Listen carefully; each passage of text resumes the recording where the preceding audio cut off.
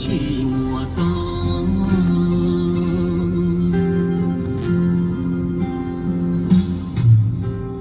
vì mùa thu chỉ mùa con mùa nhỏ con mùa khoa tờ trong đu nà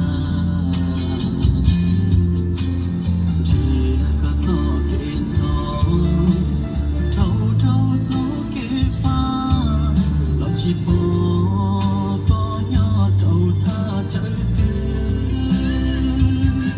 piano chỉ tao còn ý na trong cánh treo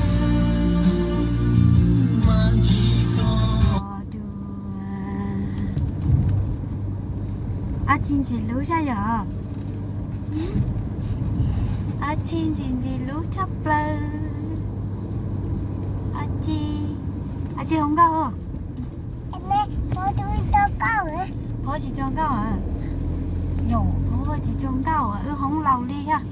Sa mua xi mua say tới chờ rong cao. Thơ này cho cú mua thia cứ nhà cứ gì. À chị không à? Em tôi cho lâu ở cao hả? Mấy chị cho là không cao. Sa mua xi mua say tới chờ rong cao. Thơ này cho cú mua thia cứ nhà cứ gì. Cứ sa mua gì, 我是个上路下，他那所家，姑娘好去大理嘞。阿姐啥路啥哟？阿姐不啥路？啥路个？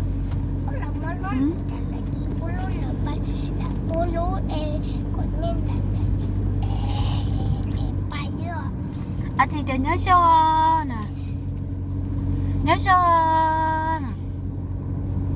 Nhớ trong đàn nó cũng dân có chi xong cũng nhớ cho là bé cho ôn nữa đúng mà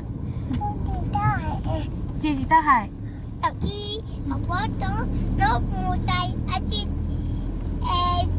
em bố chị tốt bé anh chị thứ hai nè nhỏ à chị thứ tiền hai nhớ cho là này anh chị thứ tao à chị chỉ chơi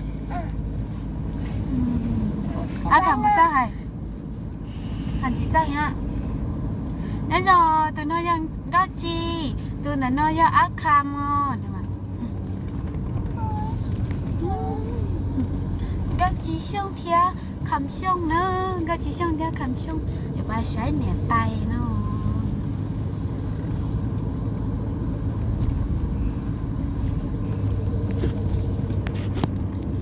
các chị thia cầm để bài sải nè tay á chị muốn sải nè tay tôi nè tay hôi đi chả chị á chị muốn sải tôi nè tay hôi đi chả dạ á chị bài sải tôi nè tay hôi chả dạ sao đến đây có chuột tao hả tàu rồi tàu chơi mà xin thi đua là